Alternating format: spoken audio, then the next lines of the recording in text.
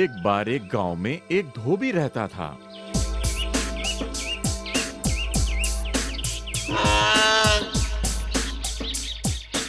उसके पास एक गधा था जो बोझा ढोने में उसकी मदद करता था।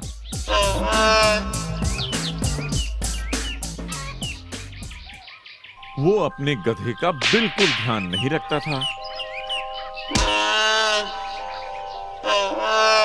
और अक्सर पेट भर खाना भी नहीं देता था उसको।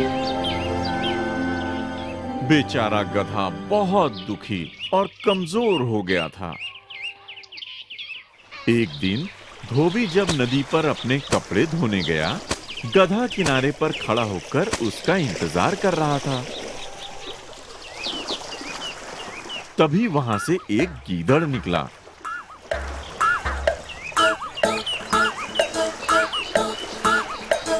उस गीदड़ ने दुखी गधे से कहा, अरे प्यारे गधा, तुम इतने उदास क्यों हो? मेरा मालिक मुझे बहुत मारता है और पीटता रहता है। वो रहा, वो जल्द ही वापस आएगा और ढेर सारे कपड़े मुझ पर लाद देगा। अरे बेचारा गधा, तुम मेरे साथ क्यों नहीं चलते? मैं तुम्हें बहुत दूर ले जाऊंगा और मैं तुम्हें अच्छा खाना ढूंढना भी सिखाऊंगा। सच में सब लोगों के बगीचे में हम दोनों के लिए बहुत सारा भोजन है। ये कहते हुए गीदड़ ने गधे की रस्सी खोली और दोनों वहां से भाग गए। कुछ समय के बाद गधा और गीदड़ किसी दूसरे गांव में पहुंचे। वहां उन्हें गोभी और गाजर से भरा हुआ एक खेत दिखाई दिया। वाह, वो तो देखो। मैं तुम्हें सिखाऊंगा कि हम कैसे कभी भी भूखे नहीं रहेंगे।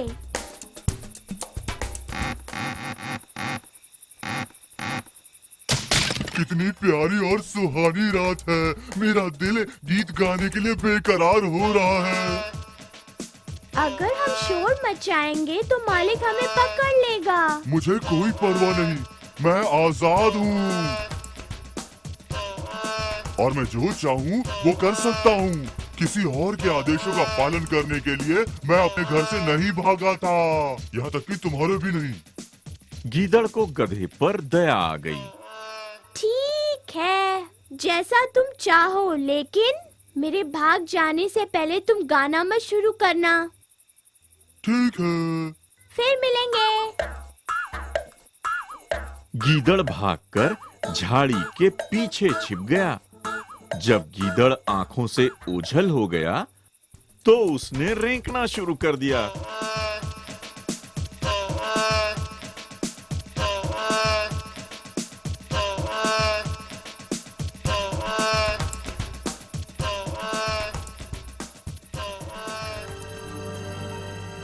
उस खेत के मालिक ने घर से बाहर निकलकर गधे को खूब पीटा।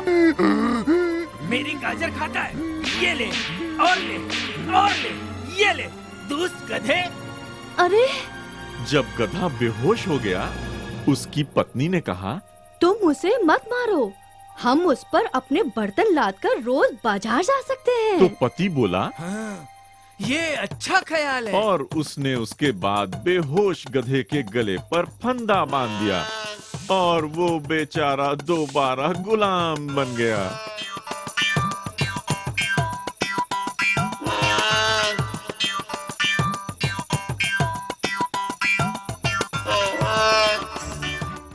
शिक्षा, बेवकूफी का कोई भी इलाज नहीं होता।